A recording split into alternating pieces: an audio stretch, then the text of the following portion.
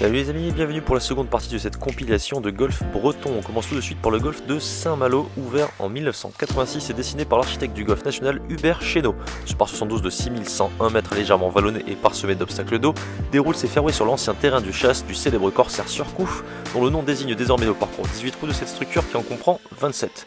Accessible à tous les niveaux, le golf comporte néanmoins quelques trous vraiment tordus et ça tombe bien puisque c'est ceux que j'ai décidé de vous dévoiler aujourd'hui. On commence donc directement par l'un des plus durs trous du parcours, j'ai nommé le trou numéro 5.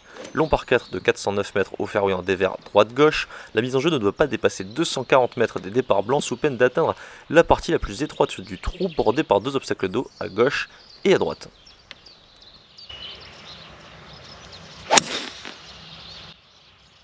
Et on commence ce vlog par un magnifique coup de bois 3 qui fend le fairway en deux. Très content puisque même si je ne connais pas le parcours, je devine bien que ce trou m'a l'air diabolique. Je me retrouve donc sur le fairway avec une distance d'à peu près 160 mètres au drapeau. Le green est légèrement en montée et mon lie est légèrement en pente. J'ai la balle un peu plus haute que les pieds. Tout déverse vers la gauche, je le vois, je vais donc m'appuyer très à droite du green pour la laisser revenir partie droite du green en espérant me placer à peu près sur le milieu de celui-ci.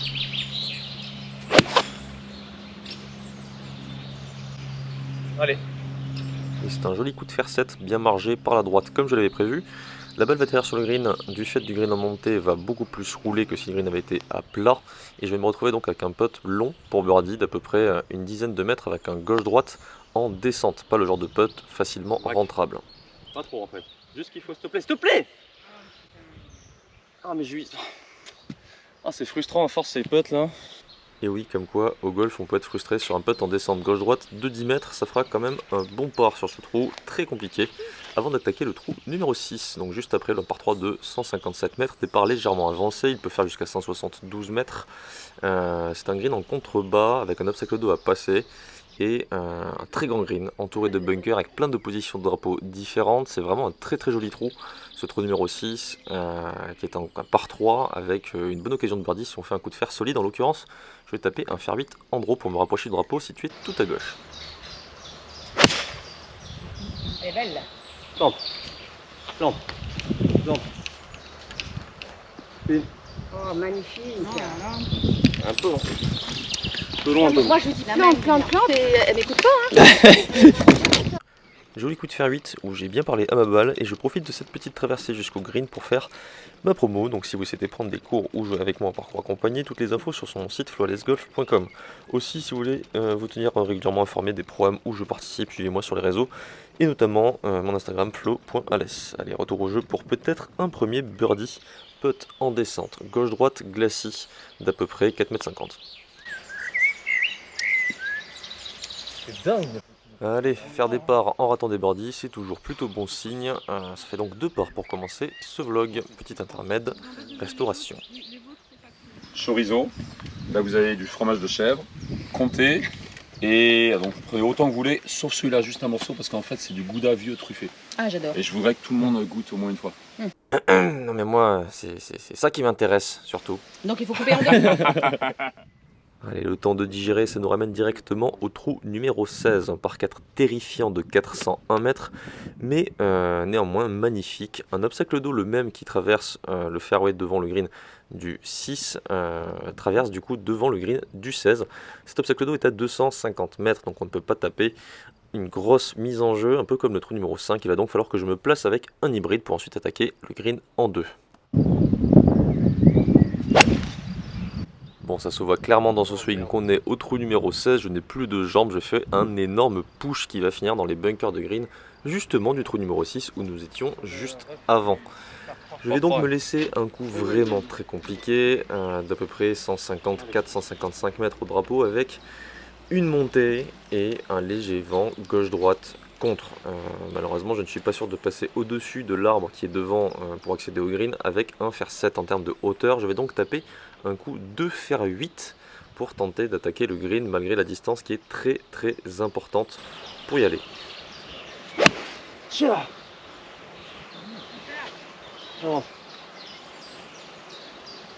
Reste là. C'est beau ça.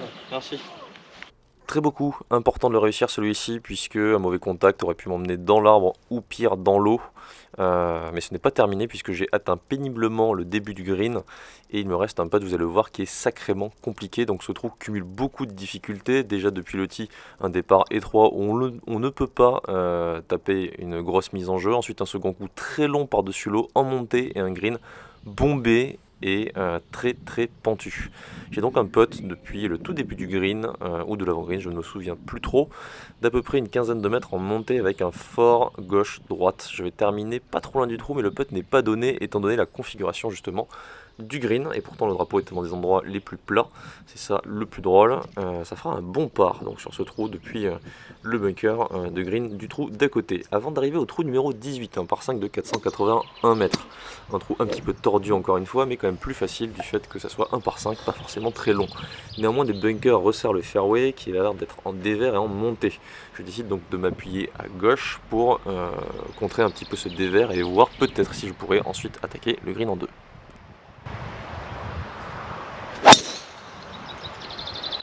Et un bon drive sur ce 18 où je me suis bien employé, j'ai aussi bien rattrapé avec les mains puisque ça semble être parti un petit peu en push. Je n'ai plus trop d'énergie mais j'ai vraiment essayé de tout mettre, malgré tout j'ai pas assez avancé pour atteindre le sommet du plateau où j'espérais avoir une vue sur le green et surtout un lie un peu plus à plat. Donc comme vous pouvez le voir, on ne voit pas le green, je suis donc allé voir, je vais faire un petit survol de drone pour vous montrer tout ça. Le drapeau est donc tout au fond à droite de ce green tout à fait particulier puisque vous le voyez, il est vraiment scindé en deux parties distinctes. Une à gauche avec peu de profondeur puisqu'il y a un obstacle d'eau devant et derrière, et une à droite avec plus de place devant mais des bunkers et l'obstacle d'eau qui quand même guette à gauche. Donc c'est vraiment une pastille. En l'occurrence il est vraiment collé à droite, on l'observe ici sur cette vue. Je vais donc essayer de l'attaquer par la droite sans danger en draw avec un hybride.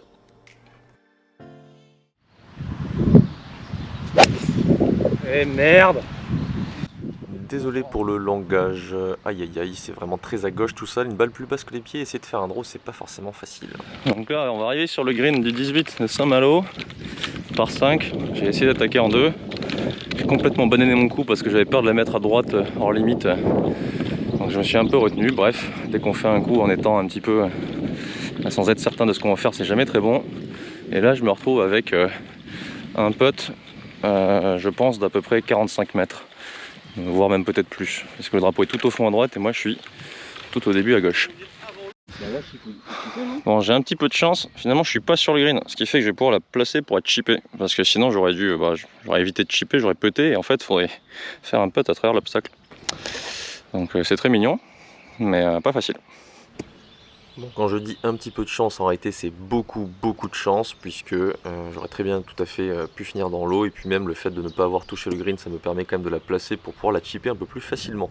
Toutefois le chip est vraiment complexe puisqu'il y a un plateau qu'il faut absolument que je passe, donc il faut que je trouve la bonne hauteur. Je tape un coup au pitch qui est très bien contacté, qui tombe pile à l'endroit où je voulais, elle va finir un petit peu à droite mais à hauteur, je suis content. On voit un petit lac ce chêne là, très beau, très mignon, il est en train de se casser la gueule dans l'eau.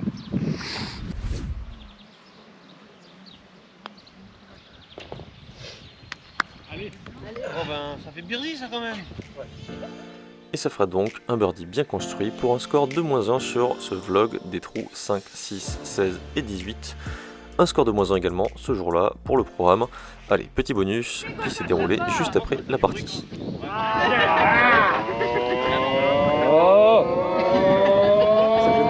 Attendez quand même un petit peu, j'ai une routine. Allez, maintenant c'est bon. Allez. Il n'y a pas de bruit là.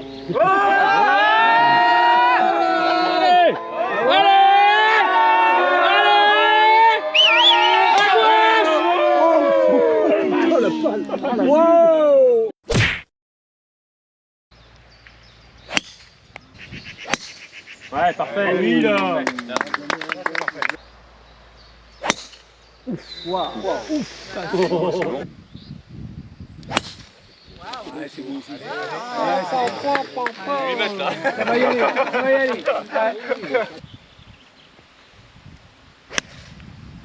Elle est pure celle-ci, elle est parfaite. Tu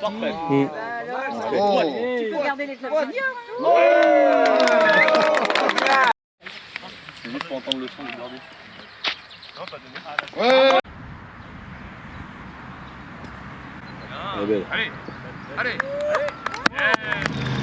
Allez, dernière petite vidéo, dernier golf de la semaine bretonne. On est au mythique golf de Dinard avec des roughs typiquement, on va dire, à l'écossaise et un temps typiquement écossais. Donc il n'y a pas de vent par contre, pour l'instant, heureusement quand on voit les roughs, mais il y a une petite brume qui commence à se lever. Et une petite brume qui commence à se lever, lentement mais sûrement. Le soleil devrait arriver en milieu d'après-midi, la mer au loin, et donc ce magnifique parcours de Dinard qui, vous allez le voir, est tout simplement somptueux.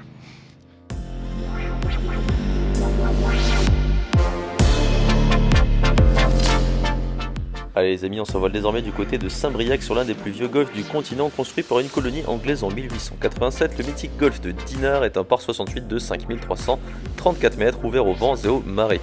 Un parcours incroyable qui peut vite présenter deux visages en fonction de la météo, celui d'un doux vieillard bienveillant ou bien celui d'un ogre rugueux et vicieux.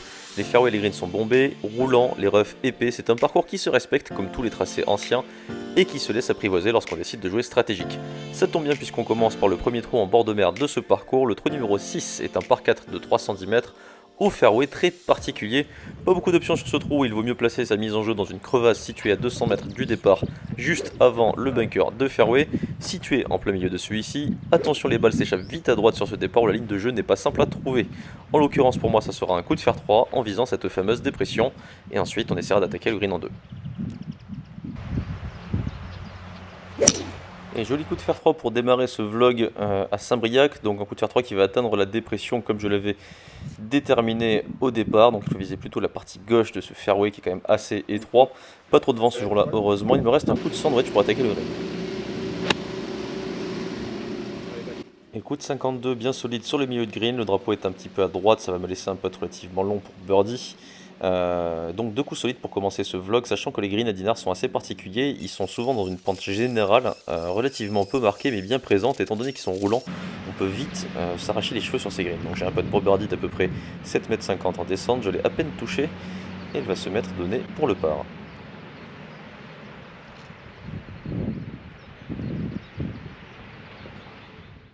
Nous voici désormais au trou numéro 8, un par 4 de 326 mètres.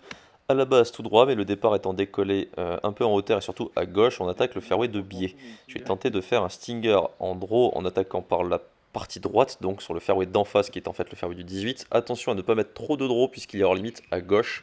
C'est en réalité le seul danger sur ce trou puisqu'il n'est pas long, relativement large. C'est donc plutôt un trou à birdie. Oh merde. Balle. Et peut-être la petite peur de rater à gauche m'a fait complètement garder la face ouverte, ce n'était pas un bon swing, je vais donc prendre les arbres de droite, me retrouver juste derrière, heureusement pas trop mal placé. Il me reste à peu près une distance de 130 mètres depuis le rough, je sais que la balle va beaucoup voler puisqu'elle ne prendra pas beaucoup d'effet. Je vais donc de taper un pitch par-dessus les arbres avec un léger draw pour essayer d'attaquer un drapeau situé à gauche à l'aveugle.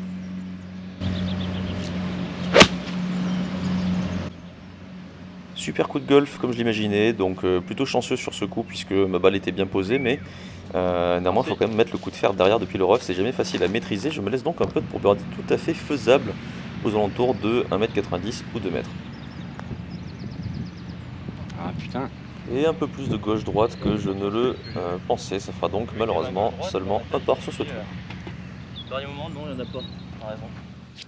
Allez, on saute deux trous pour arriver directement au trou numéro 11, un par 4 de 304 mètres. Pas long mais en montée avec un fairway qui paraît large mais qui est surtout très en dévers vers la droite et légèrement même bombé. Donc même s'il paraît visuellement large, il est en fait très étroit. À droite c'est pas bon, c'est la mer, très à droite. Sinon un petit peu à droite c'est du gros rough, on peut perdre sa balle. Il faut donc s'appuyer vraiment à gauche sur ce départ, mais pas trop puisque le fairway étant bombé, la partie gauche peut aussi faire s'échapper la balle dans le gros rough de gauche. Je tape un fer 3 pour tenter d'être précis en visant la partie gauche du fairway.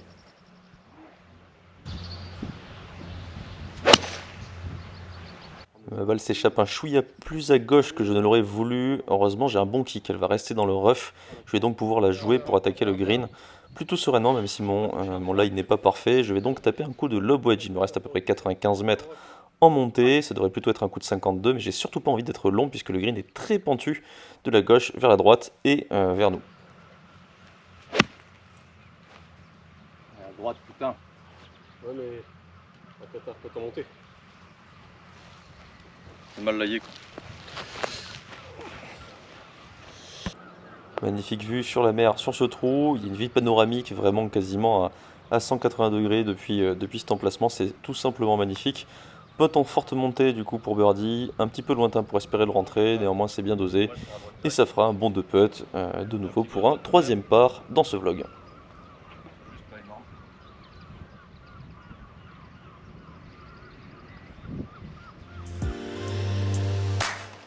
Attention les jeux, nous voici sur l'un des plus beaux trous du golfe de Dinard, un par 3 de 149 mètres. J'ai nommé le trou numéro 12.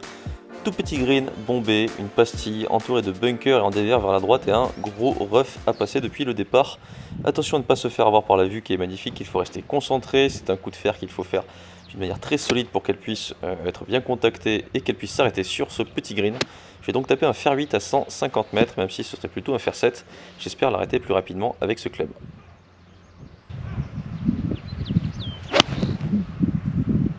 Et c'est un joli coup de fer 8 haut en draw comme je l'avais prévu. Malheureusement ma balle va atterrir tout au début du green et redescendre en contrebas de celui-ci. Je vais me faire avoir. J'aurais dû certainement taper un fer 7. Néanmoins un fer 8 avec 2-3 mètres de plus aurait permis à la balle d'atteindre le green et de rouler un petit peu pour se mettre pas loin du drapeau.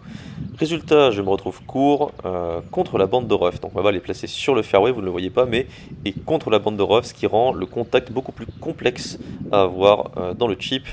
Et d'ailleurs je vais faire une légère gratte qui va laisser un putt vraiment pas donné pour le par. Je suis aux alentours de 2 mètres, 2 mètres 50 sur un trou avec un bon coup depuis le départ. C'est toujours un peu frustrant. J'espère que je vais rentrer le putt. Oh non! C'est normal que ça fasse ça.